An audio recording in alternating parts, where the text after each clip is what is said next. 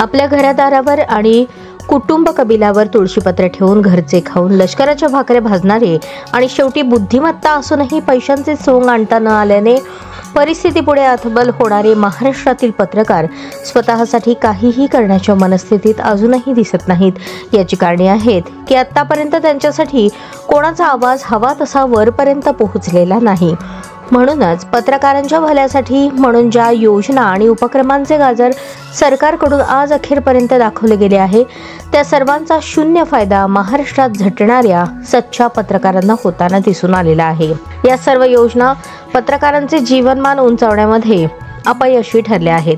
या पार्श्वभूमीवर पत्रकारांनी आता स्वतःची दशा ओळखून आपल्या कामाची दिशा बदलण्याची वेळ आली आहे। आपली योग्यता आणि उपयोगितेनुसार आपले मूल्यमापन व्हावे आणि त्या आधारावर योग्य लाभ 100% आपल्याला मिळावेत यासाठी सर्व पत्रकारांनी संघर्ष करण्याची वेळ आता आली आहे। पत्रकारांच्या हिताच्या विचारांच्या या वाटेवर चालताना अंतिम संघर्षापूर्वी सर्वात प्रथम गरज वाटते ती म्हणजे पत्रकारांच्या संघटनांची। हे संघटन करण्यासाठी राष्ट्रवादी काँग्रेस शरदचंद्र पवार पक्षाकडून सर्व पत्रकारांना आवाहन करण्यात येत आहे की ज्या पत्रकारांना समाजासाठी संघर्ष करण्यापूर्वी स्वतःला सक्षम करण्याची गरज वाटत असेल त्यांनी नियोजित संघर्षात आपला सहभाग ताबडतोब नोंदवावा।